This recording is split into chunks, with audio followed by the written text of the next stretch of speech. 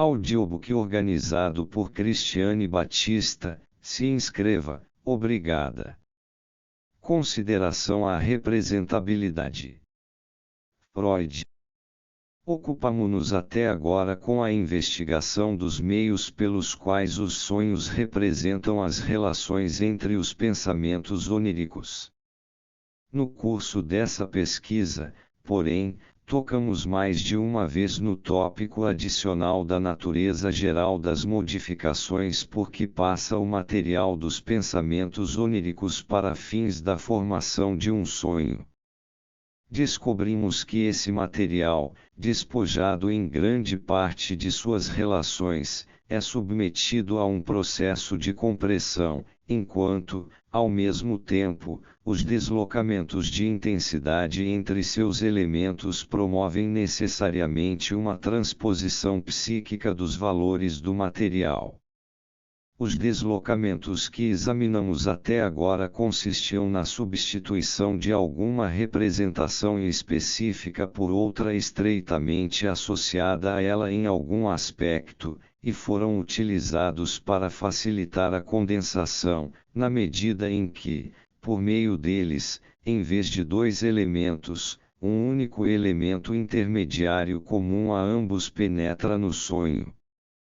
Ainda não nos referimos a nenhum outro tipo de deslocamento. As análises nos mostram, contudo, que existe uma outra espécie, e que ela se revela numa mudança da expressão verbal dos pensamentos em questão. Em ambos os casos, há um deslocamento ao longo de uma cadeia de associações, mas um processo de tal natureza pode ocorrer em várias esferas psíquicas, e o resultado do deslocamento pode ser, num caso, a substituição de um elemento por outro, enquanto o resultado em outro caso pode ser o de um elemento isolado ter sua forma verbal substituída por outra. Esta segunda espécie de deslocamento que ocorre na formação dos sonhos tem não apenas grande interesse teórico, como é também especialmente adequada para explicar o aparecimento do fantástico absurdo em que os sonhos se disfarçam. A direção tomada pelo deslocamento geralmente resulta no fato de uma expressão insípida e abstrata do pensamento onírico ser trocada por uma expressão pictórica e concreta. A vantagem e, consequentemente, o objetivo dessa troca saltam aos olhos. Uma coisa pictórica é, do ponto de vista do sonho, uma coisa passível de ser representada. Pode ser introduzida numa situação em que as expressões abstratas oferecem à representação nos sonhos o mesmo tipo de dificuldades que um editorial político num jornal ofereceria a um ilustrador. Mas não somente a representabilidade como também os interesses da condensação e da censura podem beneficiar-se dessa troca. Um pensamento onírico não é utilizável enquanto expresso em forma abstrata, mas, uma vez transformado em linguagem pictórica, os contrastes e identificações do tipo que o trabalho do sonho requer, e que ele cria nos casos em que já não estão presentes, podem ser estabelecidos com mais facilidade do que antes entre a nova forma de expressão e o restante do material subjacente ao sonho. Isso se dá porque, em todas as línguas, os termos concretos, em decorrência da história de seu desenvolvimento, são mais ricos em associações do que os conceituais. Podemos supor que boa parte do trabalho intermediário executado durante a formação de um sonho, que procura reduzir os pensamentos oníricos dispersos à expressão mais sucinta e unificada possível, se processa no sentido de encontrar transformações verbais apropriadas para os pensamentos isolados. Qualquer pensamento cuja forma de expressão porventura seja fixa por outras razões atua de maneira determinante e seletiva sobre as possíveis formas de expressão destinadas aos outros pensamentos, e talvez o faça desde o início, como ocorre ao se compor um poema. Quando um poema tem de ser escrito em rimas, o segundo verso de um dístico é limitado por duas condições: precisa expressar um significado apropriado e a expressão desse significado deve rimar com o primeiro verso. Sem dúvida, o melhor poema será aquele em que deixamos de notar a intenção de encontrar uma rima, em que os dois pensamentos, por influência mútua, escolheram desde o início uma expressão verbal que permitiu o surgimento de uma rima com apenas um ligeiro ajuste subsequente. Em alguns casos, esse tipo de mudança de expressão ajuda a condensação onírica de modo ainda mais direto, descobrindo uma forma de palavras que, devido à sua ambiguidade, seja capaz de dar expressão a mais de um dos pensamentos oníricos. Dessa maneira, todo o campo do xiste verbal é posto à disposição do trabalho do sonho. Não há por que nos surpreendermos com o papel desempenhado pelas palavras na formação dos sonhos. As palavras, por serem o ponto nodal de numerosas representações, podem ser consideradas predestinadas à ambiguidade, e as neuroses, por exemplo, na estruturação de obsessões e fobias, tanto quanto os sonhos, servem-se à vontade das vantagens assim oferecidas pelas palavras para fins de condensação e disfarce. É fácil demonstrar que também a distorção do sonho se beneficia do deslocamento de expressão.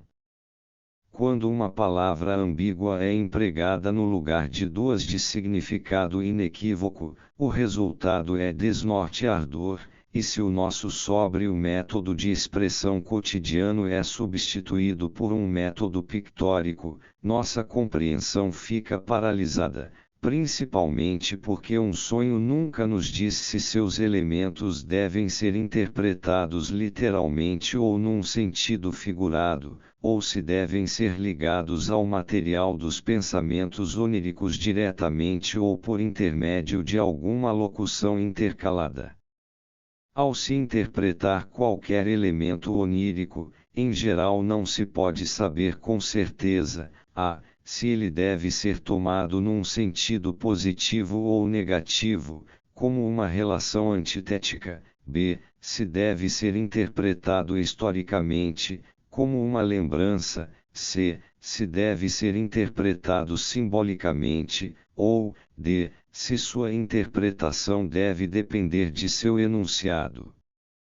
Contudo, apesar de toda essa ambiguidade, é lícito dizer que as produções do trabalho do sonho que, convém lembrar, não são feitas com a intenção de serem entendidas não apresentam a seus tradutores maior dificuldade do que as antigas inscrições hieroglíficas àqueles que procuram lê-las. Já apresentei vários exemplos de representações nos sonhos que só conseguem se manter pela ambiguidade de seu enunciado. Por exemplo, ela abriu a boca como devia no sonho da injeção de Irma, e afinal, não pude ir, no sonho que citei por último. Registrarei agora um sonho em que a transformação de pensamentos abstratos em imagens desempenhou um papel considerável. A distinção entre esse tipo de interpretação dos sonhos e a interpretação por meio do simbolismo também pode ser traçada com muita nitidez.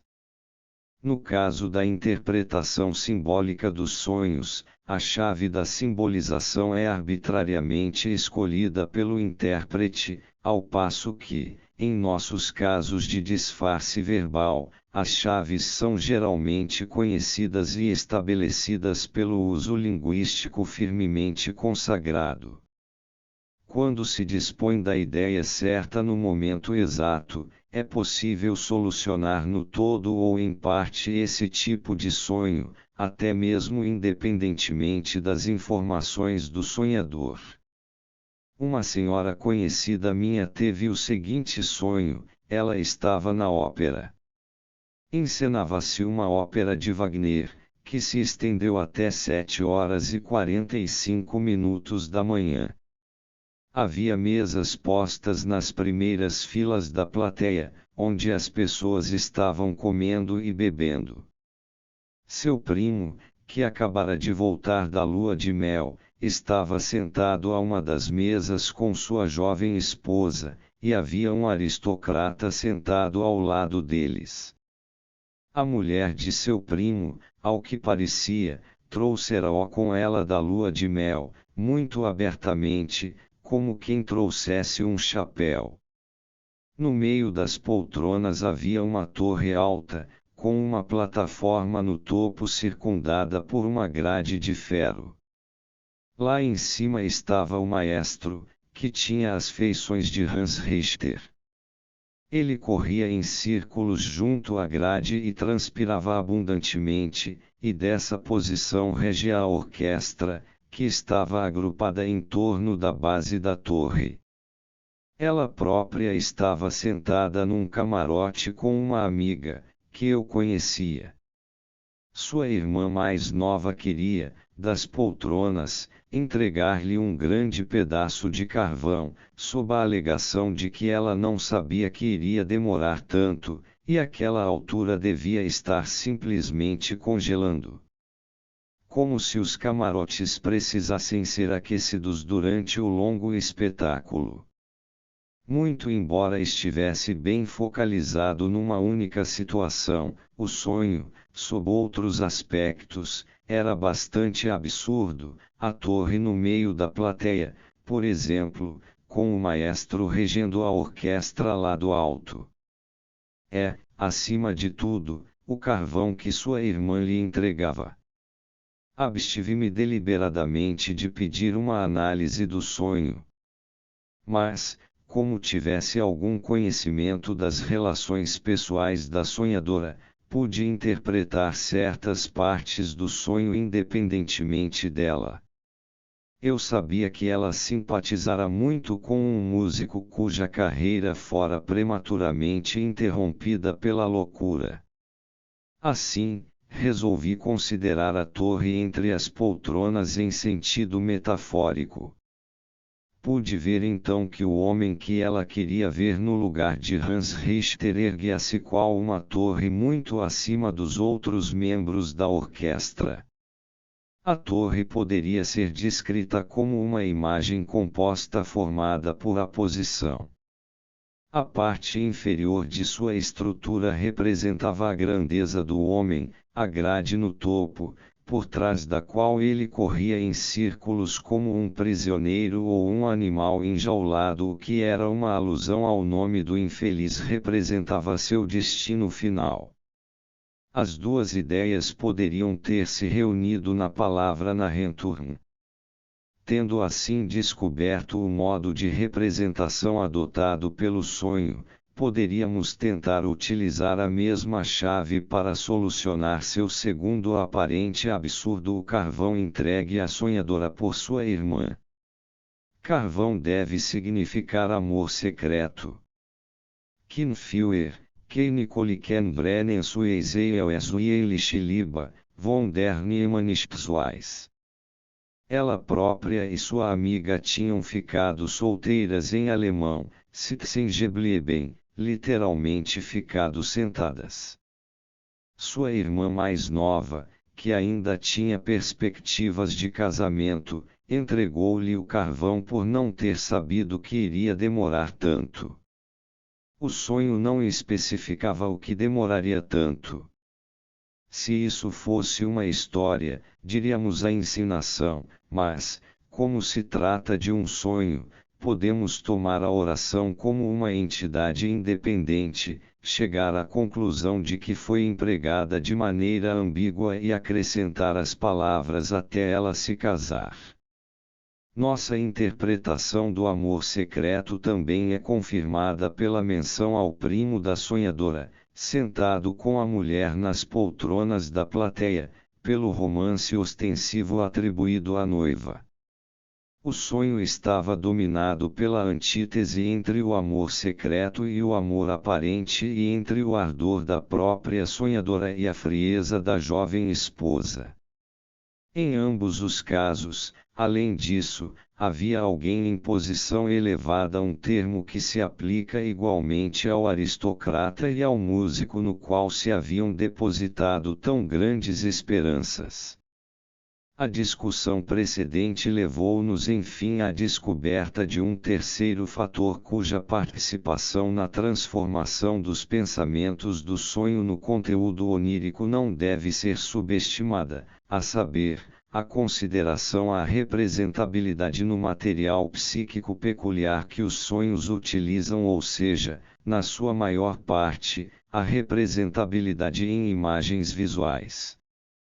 Entre os vários pensamentos acessórios ligados aos pensamentos oníricos essenciais, dá-se preferência àqueles que admitem representação visual, e o trabalho do sonho não se furta ao esforço de remodelar pensamentos inadaptáveis numa nova forma verbal, mesmo numa que seja menos usual, contanto que esse processo facilite a representação e, desse modo, alivie a pressão psicológica causada pela constrição da ação de pensar. Esse ato de verter o conteúdo de um pensamento num outro molde pode, ao mesmo tempo, atender às finalidades da atividade de condensação e criar ligações, que de outro modo talvez não se fizessem presentes, com algum outro pensamento. Quanto a este segundo pensamento, ele já pode ter tido sua forma original de expressão modificada, com o objetivo de ir ao encontro do primeiro a meio caminho andado. Herbert Silberer, 1909, sugere uma boa maneira de observar diretamente a transformação de pensamentos em imagens no processo de formação dos sonhos e, assim, estudar isoladamente esse fator do trabalho do sonho. Quando, achando-se num estado de fadiga e sonolência, ele se impunha alguma tarefa intelectual, verificava que, muitas vezes, um pensamento lhe escapava e em seu lugar surgia uma imagem, que ele então reconhecia como um substituto do pensamento. Silberer descreve esses substitutos com o termo não muito apropriado de autossimbólicos. Citarei aqui alguns exemplos do artigo de Silberer e terei a oportunidade, em virtude de certas características dos fenômenos em pauta, de voltar a eles mais adiante. Exemplo 1: pensei em ter de revisar um trecho irregular num ensaio. Símbolo: vi-me aplanando um pedaço de madeira. Exemplo 5: eu me esforçava por me convencer do objetivo de certos estudos metafísicos que me propunha fazer. Seu objetivo, reflete, era o esforço de conquistar formas de consciência e camadas de existência cada vez mais elevadas na busca dos fundamentos da existência. Símbolo: eu estava empurrando uma longa faca por baixo de um bolo, como se quisesse levantar uma fatia. Interpretação: meu movimento com a faca significava meu esforço de conquista em questão. Eis a explicação do simbolismo. Vez por outra, cabe a mim nas refeições cortar um bolo e distribuir as porções. Realizo essa tarefa com uma faca longa e flexível, o que exige algum cuidado. Em particular, levantar as fatias sem fazer sujeira depois de terem sido cortadas traz certas dificuldades. A faca deve ser empurrada cuidadosamente por baixo da fatia, correspondente ao lento esforço de conquista para chegar aos fundamentos. Mas há ainda outro simbolismo nessa imagem, pois o bolo do símbolo era um bolo d'abas, um bolo com diversas camadas através das quais, ao cortá-lo, a faca tem de penetrar as camadas da consciência e do pensamento. Exemplo 9. Eu perderá o fio da meada numa cadeia de ideias. Tentei reencontrá-lo, mas tive de admitir que o ponto de partida me escapara completamente. Símbolo parte de uma matriz de linotipo com as últimas linhas caídas.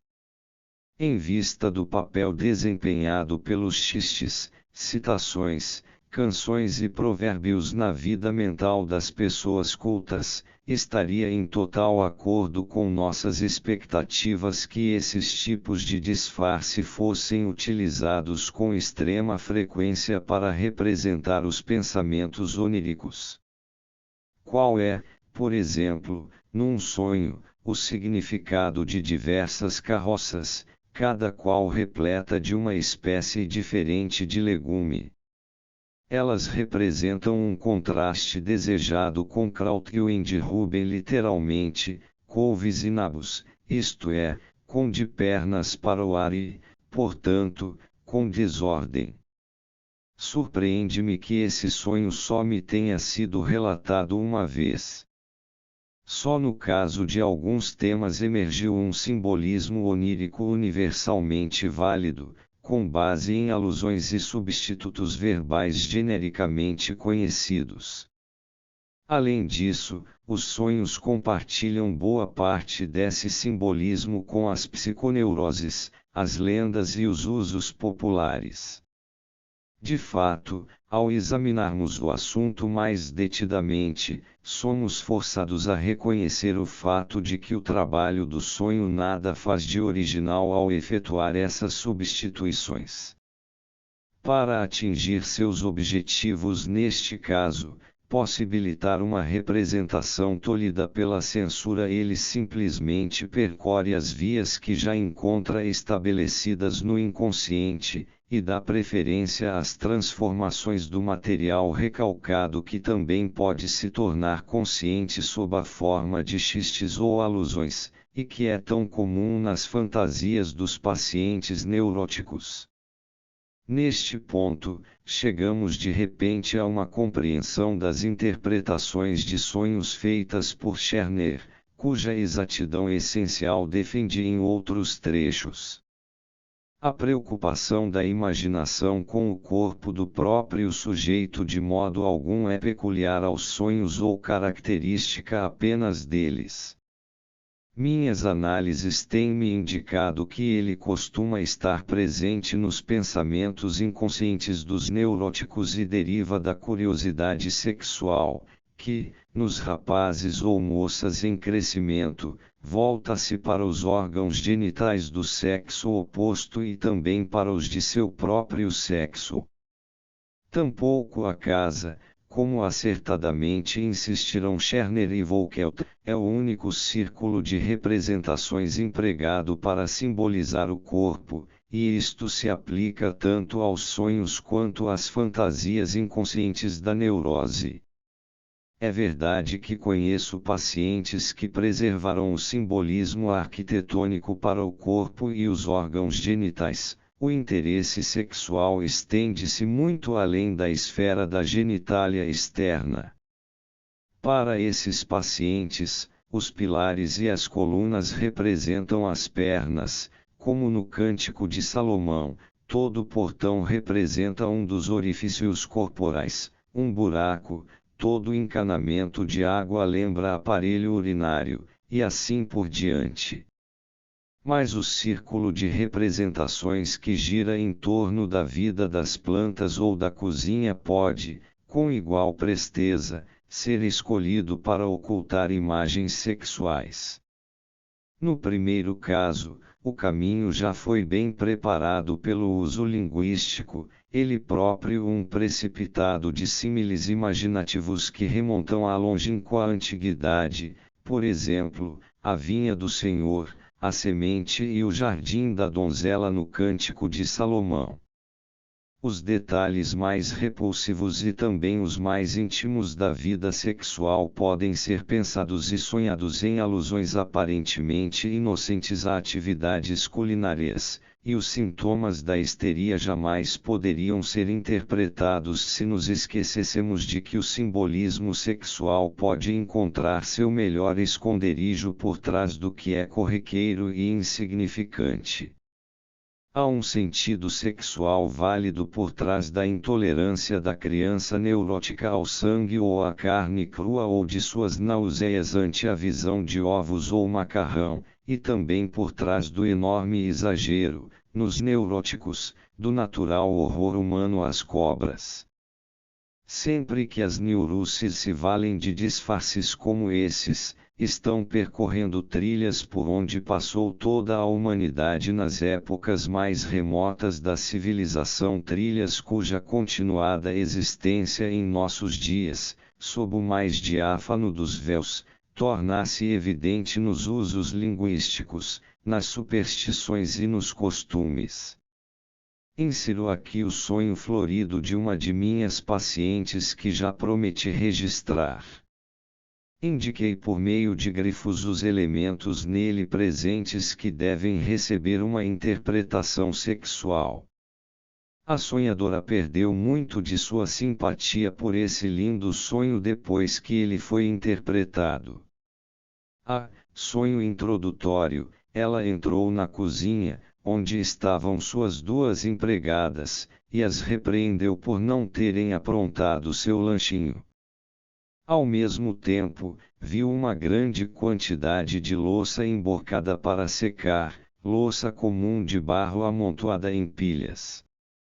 Acréscimo posterior, as duas empregadas foram buscar água e tiveram de entrar numa espécie de rio que chegava até bem junto da casa, entrando pelo quintal. Sonho principal. Ela estava descendo de uma elevação sobre umas paliçadas ou cercas de construção estranha reunidas para formar grandes painéis que consistiam em quadradinhos de pau a pique. Não eram feitos para se subir. Ela teve dificuldade em encontrar um lugar onde pôr os pés e ficou contente por seu vestido não ter se prendido em lugar nenhum, de modo que ela continuou respeitável à medida que prosseguia. Ela segurava um grande ramo na mão, na realidade, era como uma árvore, todo recoberto de flores vermelhas, e se ramificava e espalhava. Havia uma ideia de que fossem flores de cerejeira, mas também pareciam camélias duplas, embora, é claro, estas não cresçam em árvores. Ao descer, ela estava primeiro com um, depois, de repente, com dois, e depois com um outra vez. Ao chegar lá embaixo, as flores da parte inferior já estavam bem desbotadas. Então, depois que já havia descido, ela viu um criado que sentia-se inclinada a dizer estava penteando uma árvore semelhante, ou seja, estava usando um pedaço de madeira para arrancar umas mechas espessas de cabelo que dela pendiam como musgo. Outros trabalhadores haviam cortado ramos semelhantes de um jardim e tinham-nos jogado na estrada, onde ficaram caídos, de modo que muitas pessoas pegaram alguns. Mas ela perguntou se isso estava certo, se podia pegar um também. Um homem jovem, alguém que ela conhecia, um forasteiro, estava de pé no jardim. Dirigiu-se a ele para perguntar de que modo ramos como aqueles poderiam ser transplantados para seu próprio jardim. Ele a abraçou, ao que ela se debateu e perguntou o que ele estava pensando, e se achava que podia abraçá-la daquela maneira.